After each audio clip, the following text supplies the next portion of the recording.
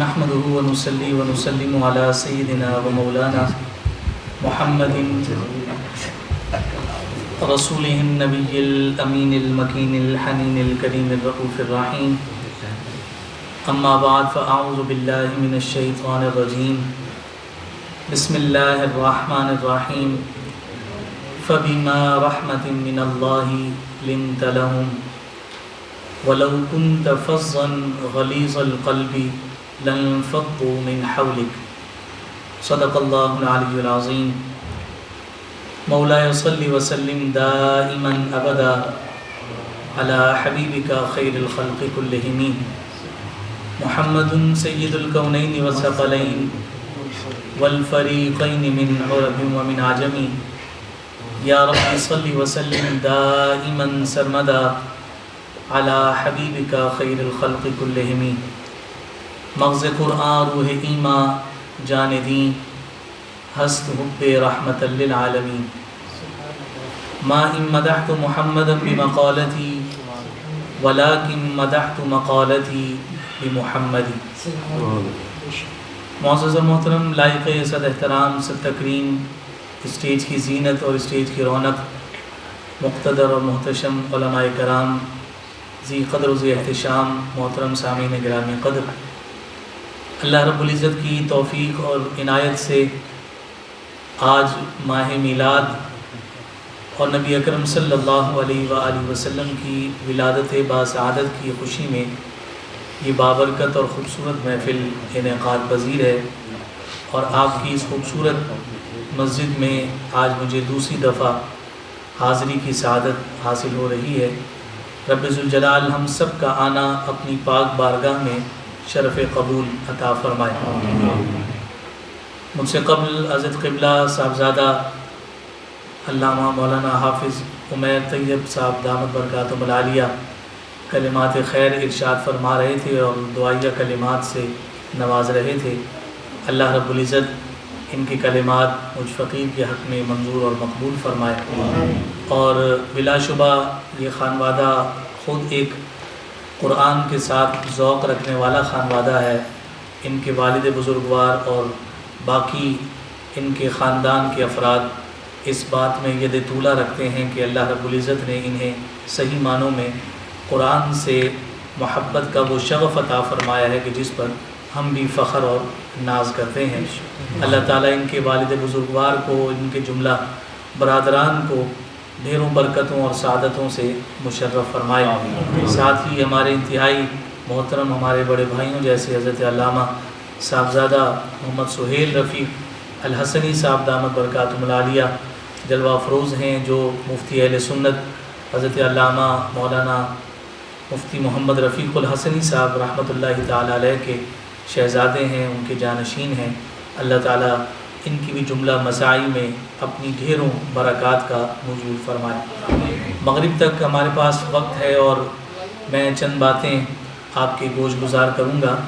اور مجھ سے قبل علامہ طاہر نقشبندی صاحب نے آپ سے سبحان اللہ بھی کہلوایا ہے اور آپ کے ذوق کے مطابق آپ کو ترنم میں گفتگو بھی سنائی ہے اور یقیناً آپ اس سے محظوظ بھی ہوئے ہیں اور آپ کے چہرے بتا رہے تھے کہ ماشاءاللہ آپ نے انہیں بہت اچھے انداز میں سماعت کیا ہے.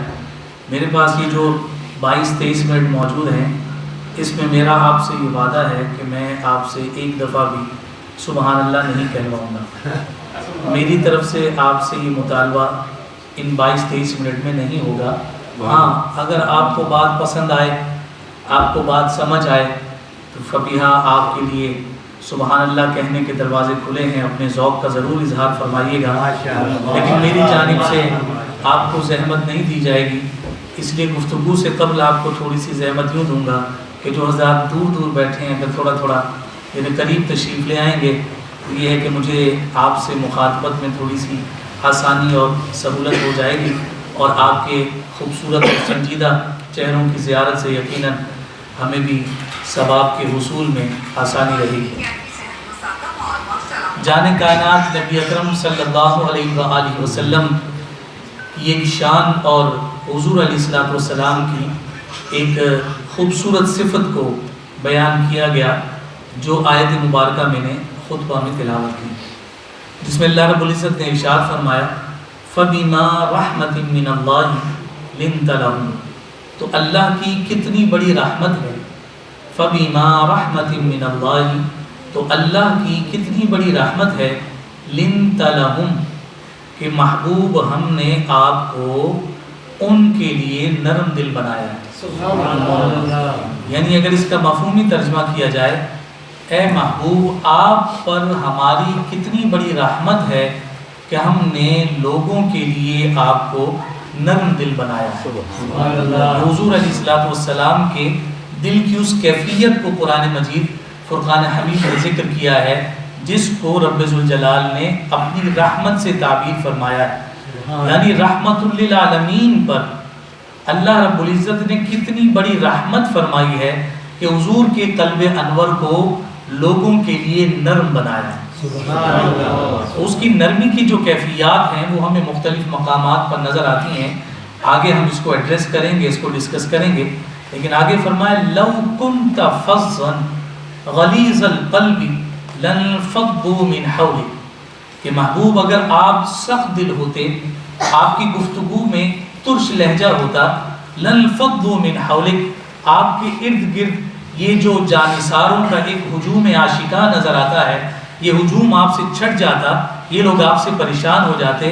آپ کے ارد گرد یہ جو خوبصورت مجلسیں اور یہ خوبصورت بہاریں نظر آتی ہیں اور اصحاب کا یہ خوبصورت انجمن جو سجا ہوا ہے، آپ پر ہم نے کتنی رحمت فرمائی ہے کہ آپ کو ہم نے نرم دل بنایا. یہ جو نرمی ہے اس کے حوالے سے ہمارے مفسرین نے ذکر فرمایا کہ جان کائنات امام الانبیاء صلی اللہ علیہ وسلم کی جو بعثت ہے، اس کی جو ایگزیکٹ اور ایکوریٹ جو پوزیشن ہے، یعنی حضور علیہ السلام کبھی مصلح ہیں، کبھی مبلغ ہیں، کبھی حضور علیہ السلام ایک امام کسی حیثیت سے ہیں، کبھی آقا کائنات صلی اللہ علیہ وسلم اپنی زندگی کے اعتبار سے ایک تاجر کی حیثیت رکھتے ہیں. لیکن حضور کی جو ایگزیکٹ پوزیشن ہے وہ از اول دن سے لے کر آخر تک داعی کی رہی ہے. داعی کس کو کہا جاتا ہے؟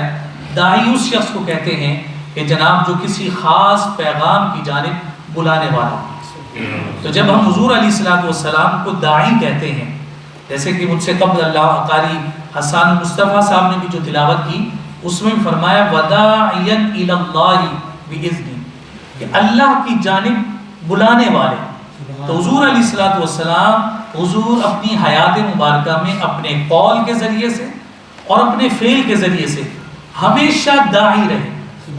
چاہے حضور علیہ السلام کی معیشت ہو، حضور کی معاشرت ہو، حضور کا سفر ہو، حضور کا حضر ہو، حضور کا کاروبار و تجارت ہو، حضور کا لوگوں کے ساتھ لین دین ہو، حضور علیہ السلام ہر مقام پر داعی کی حیثیت سے موجود ہیں. لوگوں کو اللہ کی جانب بلانے کی حیثیت کے ساتھ حضور علیہ السلام ہمیشہ موجود رہے. تو یہاں فرمایا کہ محبوب آپ کی جو یہ شخصیت کا یہ جو ایلیمنٹ اور عنصر ہے کہ جو کبھی بھی آپ کی ذات سے جدا نہیں ہوا، کہ آپ ہمیشہ داعی رہے ہیں. فرمایا اس داعی ہونے کے اعتبار سے اس بات پر غور و فکر کیا جائے کہ محبوب ہم نے جو آپ کو داعی بنایا، اس کے لیے جو سب سے پہلی شے جس کی ضرورت تھی وہ ہم نے رحمت بنا کر آپ کو عطا کیا کہ ہم نے آپ کو نرم دل بنایا. تو اس نرم دلی کا عالم دیکھیے کہ فرمایا کہ یہ جو ارد گرد جو ساری رونقیں اور بہاریں ہیں، یہ جو لوگوں کا ہجوم دائیں بائیں نظر آتا ہے، آپ پر جان نچھاور کرنے والے لوگوں کی کثیر تعداد نظر آتی ہے.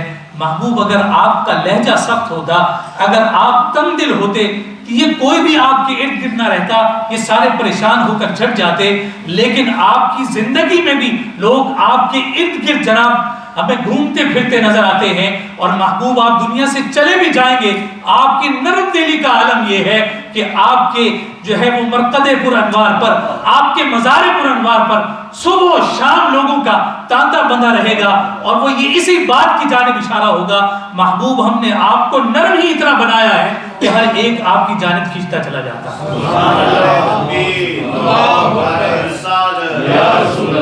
تو حضور جان کائنات صلی اللہ علیہ وسلم کے داعی ہونے کے اعتبار سے، حضور کی تبلیغ کے اعتبار سے، یہ ایلیمنٹ جو نرم دلی کا ہے، وہ جو قرآن نے اس مقام پر ذکر فرمایا تو گویا کہ اشارہ اس جانب ہے کہ چونکہ اس امت کا ہر فرد مبلغ ہے، ہم مانیں یا نہ مانیں، ہم اس کو تسلیم کریں یا نہ کریں، ہم اس بات اور اس حقیقت کو ایکسپٹ کریں یا نہ کریں، یہ طے ہے کہ اس امت کا ہر فرد اپنے اعتبار سے اس دین کا مبلغ ہے۔ ایسا نہیں ہو سکتا کہ کوئی شخص یہ کہے کہ جناب میری مصروفیات تو دنیا کمانے کی ہے، میں تو کاروبار اور تجارت میں رہتا ہوں، میں تو جناب فلاں آفیسز میں جو ہے وہ کام کرتا ہوں، یہ تبلیغ، یہ داعی ہونا، یہ مصلح ہونا، یہ میرا کام نہیں ہے، یہ تو جناب مسجد قباء کے امام صاحب کا کام ہے، وہ تبلیغ بھی کر رہے ہیں، اصلاح بھی کر رہے ہیں، لوگوں کو دین کی دعوت بھی دے رہے ہیں، یہ میرا کام نہیں ہے۔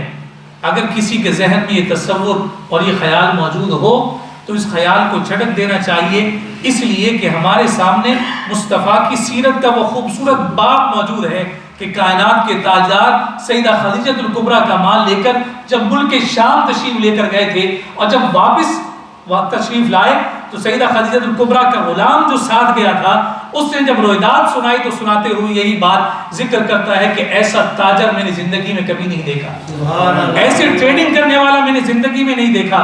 سیدہ پاک نے دریافت کیا کہ ایسا تم نے کیا دیکھ لیا؟ فرمایا میں نے پہلا تاجر دیکھا ہے جو اپنے مال کا عیب بتا کر لوگوں کو بیچتا ہے، جو لوگوں کو اپنے مال کا ڈیفیکٹ بتا کر بیچتا ہے کہ میرا مال تم خریدو ضرور لیکن دھوکہ مت کھانا، اس میں تمہیں یہ نقصان بھی ہو سکتا ہے۔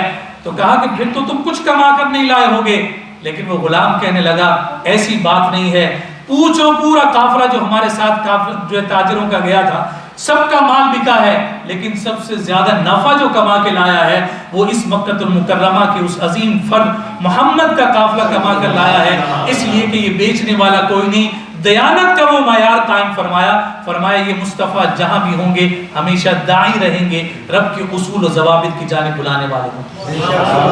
اور پھر اس نرمی کا عالم ذرا دیکھیے، حضور کتنے شفیق ہیں، حضور کتنے مہربان ہیں، حضور پر قرآن نازل ہوا ہے۔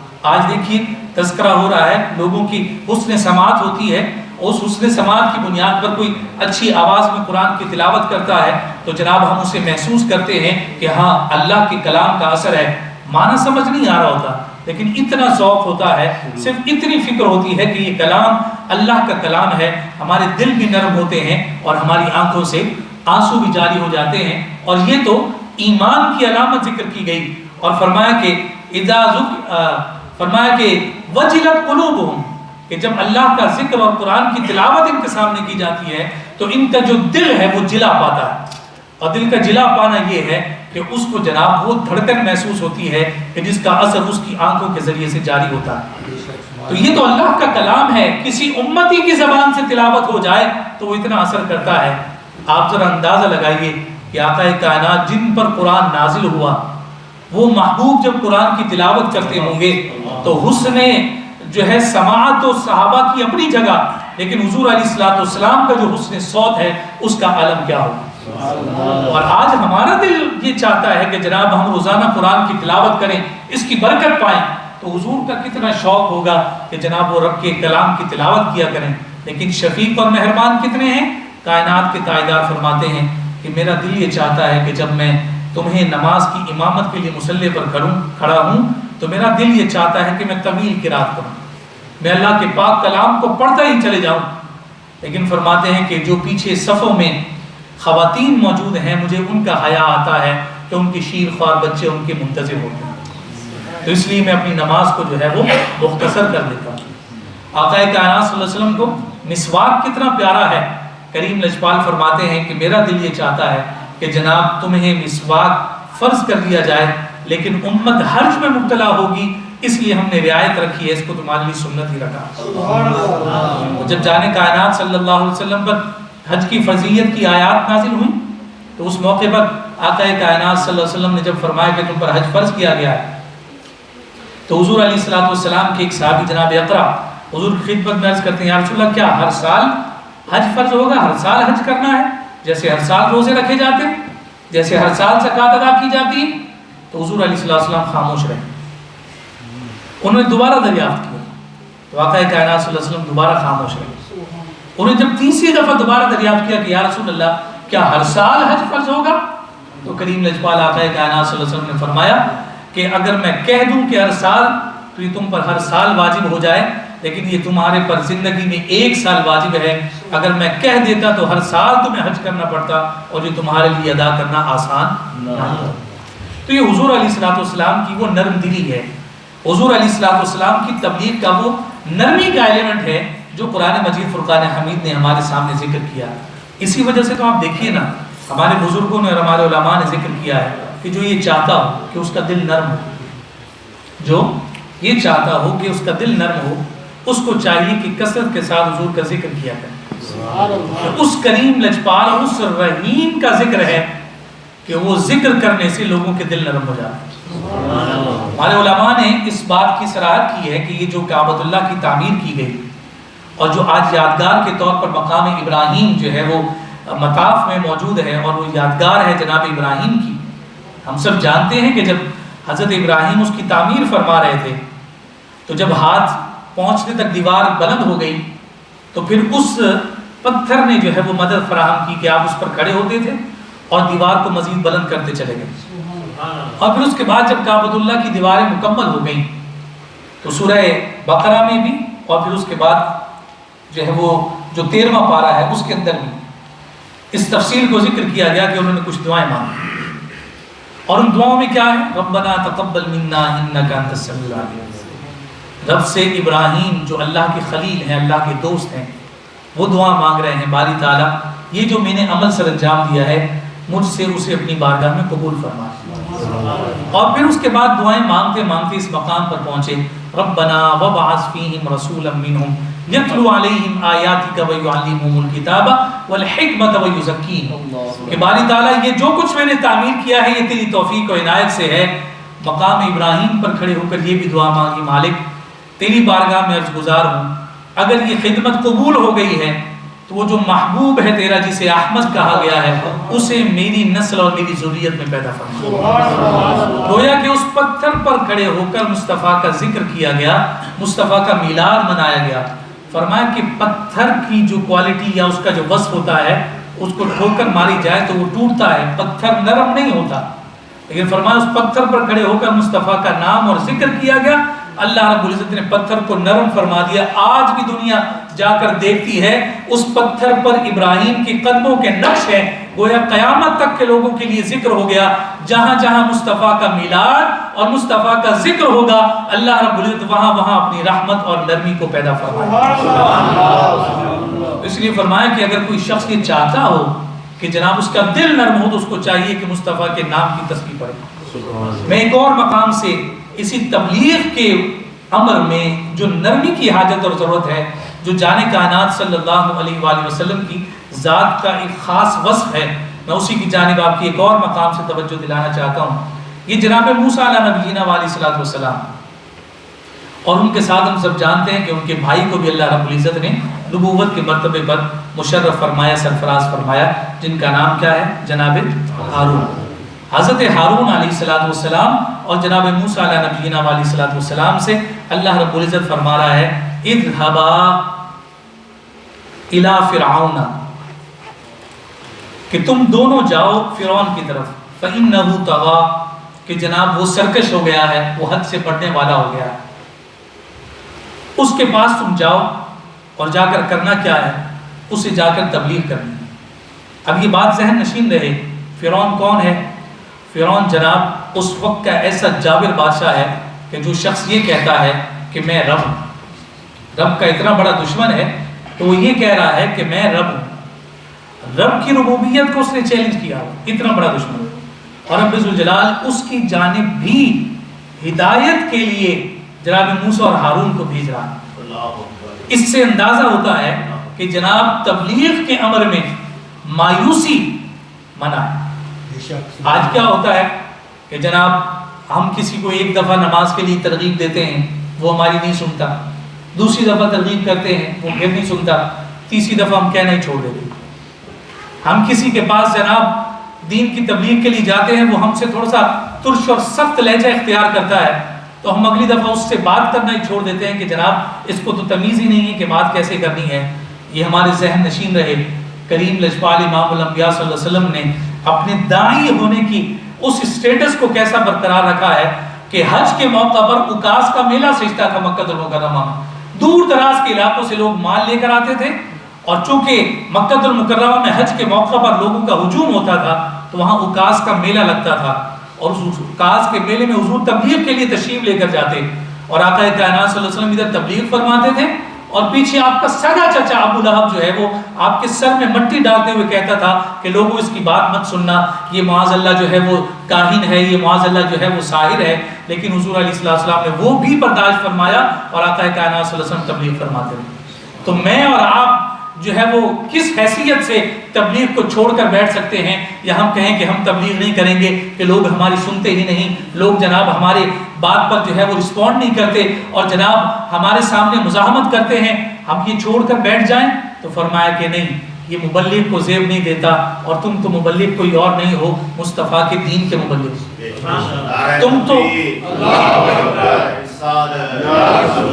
تو اس فرض منصبی کو ادا کر رہے ہو کہ جو تمہارے رسول نے ادا کیا۔ اس نے عکاظ کا میلہ نہیں چھوڑا، اس نے طائف کا میدان نہیں چھوڑا، اس نے جناب کسی زندگی کا ایک لمحہ نہیں چھوڑا کہ جب وہ داعی نہ ہو، اس نے ہر موقع پر اپنی نرم دلی کے ساتھ لوگوں کو اپنی جانب بلایا۔ جناب موسیٰ علیہ نبی علیہ السلام اور جناب ہارون دونوں کو فرعون کے پاس بھیجا جا رہا ہے کہ جناب وہ جو ہے وہ سرکش ہو گیا، حد سے بڑھ گیا ہے، باری تعالیٰ اس کے پاس جا کے کرنا کیا ہے؟ فرمایا فقولا، تم دونوں نے جا کر اس سے بات کرنی ہے۔ باری تعالیٰ کیسے بات کرنی؟ قولا لینا، اس فرعون کو جا کر تم جب تبلیغ کرنے لگو تو اس سے تم نے نرم بات کرنی ہے۔ اللہ دشمن دیکھیں کتنا بڑا ہے کہ رب کی ربوبیت کو چیلنج کر رہا ہے اور زندگی اور موت کا مالک ہونے کو ڈکلیئر کرتا ہے کہ میں اتنی بڑی طاقت رکھتا ہوں، لیکن رب ان کی جانب جناب بھیجا جا رہا ہے موسیٰ کو اور جناب ہارون کو، اور ان کو تبلیغ کا یہ اسلوب سکھایا جا رہا ہے کہ اتنے بڑے دشمن سے بھی جب تم بات کرنے جاؤ گے تو اس سے تم نے نرم بات کرنی ہے۔ اور نرم بات تم نے کیوں کرنی ہے؟ لعلہ یتذکر او یخشی، شاید کہ اسے ہماری یاد آ جائے، شاید کہ وہ ہمیں پہچان جائے، او یخشی، شاید کہ اس پر ہماری ہیبت اور ہمارا خوف طاری ہو جائے۔ نرمی سے بات کر کے اسے ہماری جانب بلانا، گویا کہ اس مقام نے ہمیں ذکر کیا کہ جناب ایک مبلغ کا نرم دل ہونا کتنا ضروری ہوا کرتا ہے۔ اور آپ دیکھیے یہ قول لین جو ہے، جو نرم بات ہے، اس پر مفسرین دو اقوال ذکر کیے ہیں۔ ایک قول ذکر کیا کہ یہ نرم بات تھی کیا جو جا کر کرنی تھی، تو فرمایا کہ نرم بات یہ تھی کہ جناب موسیٰ کو حکم دیا گیا کہ آپ نے جا کر فرعون کو آفر کرنی ہے کہ آپ ہمیشہ جوان رہو گے، تم ہمیشہ جوان رہو گے، بڑھاپا تم پر نہیں آئے گا، جو بادشاہت جو سلطنت تمہارے پاس موجود ہے اس کو کبھی زوال نہیں ہے، تم ہمیشہ بادشاہ رہو گے، تمہیں جتنے نکاح کرنے ہوں گے تمہیں اس بات کی اجازت ہوگی تم کرتے رہیں، جو کچھ تمہارے پاس موجود ہے اس میں سے کسی چیز کو زوال نہیں ہوگا، صرف تم نے ایک کام کرنا ہے کہ تم کہتے ہو کہ تم معبود ہو، بس اتنا کہہ دو کہ تم معبود نہیں، تم عابد ہو، یعنی تم سجدہ کرنے والے بن جاؤ، میں موسیٰ وعدہ کرتا ہوں کہ یہ ساری چیزیں تمہیں مل جائیں گی، تمہاری جوانی برقرار، تمہارا مال و ثروت برقرار، تمہارا روب و دبدبہ برقرار، تمہیں جو کچھ چاہیے ہوگا تمہیں ملے گا، لیکن معبود ہونے کے دعوے سے پیچھے ہٹ جاؤ۔ تو یہ بہت اٹریکٹیو بات تھی، بڑی ایسی بات تھی کہ جس کو قبول کیا جاتا۔ تو فرعون نے کہا کہ میں کوئی بھی فیصلہ جو ہے وہ حامان کے مشورے کے بغیر نہیں کرتا، یہ وہی حامان جو جادوگر ہے اور مشاورت میں پیش رہتا تھا۔ تو اب جب اس سے کہا گیا کہ آپ اس بات کو مانیں تو اس نے کہا کہ میں اس سے پہلے مشورہ کروں گا۔ جب حامان آیا تو فرعون نے ساری رویداد رکھی کہ یہ آفر دی گئی ہے، مجھے یہ ملے گا، یہ چھوٹا سا کام کرنا ہے کہ جناب مجھے کہنا ہے کہ میں عابد ہوں، معبود نہیں ہوں۔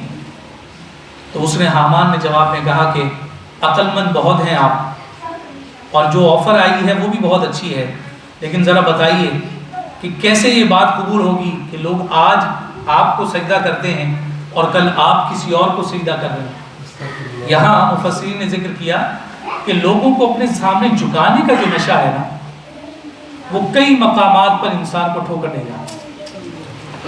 ہم کسی علاقے کے کونسلر لگ جائیں اور ہمارے پاس کوئی اتھارٹی آ جائے تو ہم سمجھتے ہیں کہ جناب ہم سے بڑا جناب کوئی بادشاہ اور سلطان کوئی نہیں، تو ہمیں لوگوں کو اپنے سامنے جھکانے کا جو نشہ ہے یہ ہر ایک میں موجود ہوتا ہے، سب سے زیادہ فرعون میں موجود ہے۔ تو اس نے اس آفر سے انکار کر دیا، اس نے کہا کہ میں اس بات کو تسلیم نہیں کرتا، میں اس بات کو قبول نہیں کرتا، میں معبود ہی ٹھیک ہوں۔ ایک تو قول لیکن یہ ذکر کیا، دوسرا قول لیکن نرم بات کیا ہے؟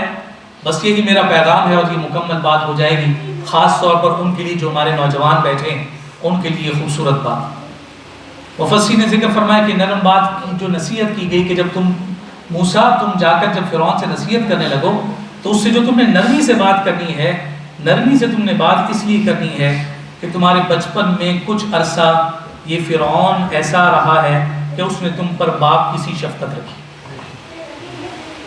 حقیقی باپ تو نہیں ہے لیکن باپ کسی کچھ شفقت کچھ عرصہ اور کچھ دن اس نے جناب موسیٰ پر ڈالی۔ موسیٰ تم نے اس شفقت کا حیا کرنا ہے، فرعون سے نرم بات کرنا۔ اس سے نتیجہ کیا نکل رہا ہے؟ اس سے نتیجہ یہ نکل رہا ہے کہ بحیثیت اولاد اگر حقیقی ماں باپ ہو تو ان کے ساتھ نرمی کا حکم کتنا دیا جائے۔ اور یہاں موسیٰ کو حکم دیا جا رہا ہے کہ فرعون سے نرم بات اس لیے کرو کہ جناب اس نے کچھ عرصہ تم پر بطری شفقت ڈالی ہے، تو اس بطری شفقت کا حیا کرنا ہے کہ اس سے جا کر سخت بات نہیں کرنی، اور وہ پھر کوئی معمولی شخص نہیں ہے، اللہ کا براہ راست دشمن ہے۔ فرمایا وہ براہ راست دشمن ہو کر بھی رب ذوالجلال اس فطری شفقت کا لحاظ اور پاس رکھنے کا حکم دے رہا ہے، تو پھر اگر جو صلبی باپ ہو، حقیقی باپ ہو، سچا باپ ہو اور نسب کا باپ ہو، بتائیے ایک اولاد کے لیے کتنا لازم اور ضروری ہوگا، رب کتنا چاہتا ہوگا کہ ایک اولاد اپنے ماں باپ کے ساتھ کس قدر نرم رویہ اختیار کرے۔ تو اس لیے فرمایا کہ یہ جو قول لین ہے، یہ جو نرم بات ہے، اس نرم بات کو اختیار کرنے کے لیے ایک مبلغ کی حیثیت سے ہمیں اپنے آپ کو سامنے رکھنا ہوگا۔ آقا کائنات صلی اللہ علیہ وسلم نے اپنی زندگی ایک داعی کی حیثیت سے، ایک مبلغ کی حیثیت سے گزاری ہے، اور وہ ایسی مصلح زندگی گزاری ہے، ایسی صالح کے مصلح بن کر جب لوگوں کے سامنے آقا کائنات صلی اللہ علیہ وسلم نے تبلیغ فرمائی ہے تو اس کا خوبصورت اظہار ہمیں سامنے نظر آتا ہے کہ تاریخ نے اس بات کو بیان کیا ہے کہ حضور علیہ السلام کی قولی تبلیغ سے زیادہ حضور کی عملی تبلیغ نے اثر فرمایا۔ حضور علیہ السلام کے کردار نے جو ہے نا اثر فرمایا ہے، اور اس کی سب سے بڑی دلیل یہ ہے کہ جب حضور نے سب سے پہلے اعلان نبوت فرمایا کہ میں اللہ کا رسول ہوں، تو لوگوں نے کہا تھا کہ آپ کے پاس دلیل کیا ہے کہ آپ اللہ کے رسول ہیں؟ تو حضور علیہ السلام نے فرمایا فَقَدْ لَبِثْتُ فِيكُمْ عُمْرًا مِّن قَبْلِ، میں نے تمہارے درمیان 40 سال کا عرصہ گزارا ہے، وہ 40 سال کی میری ستھری زندگی اس بات پر دلیل ہے کہ میں اللہ کا رسول ہوں۔ رب ذوالجلال مصطفیٰ کی سیرت کو ہمیں اختیار کرنے کی توفیق عطا فرمائے۔ سیرت مصطفیٰ کو اختیار کرنا ہی اصل میلاد ہے، اور اگر حقیقی میلاد کی معرفت پانی ہو تو اسی لیے کہ حضور کی میلاد کا جو مقصد ہے اس مقصد کو سمجھ لیا جائے تو صحیح معنوں میں حضور کی ولادت کے ان تمام مقاصد کو ہم پانے میں کامیاب ہو جائیں گے۔ اللہ رب العزت ہم سب کو عمل کی توفیق عطا فرمائے۔ وما علینا الا البلاغ۔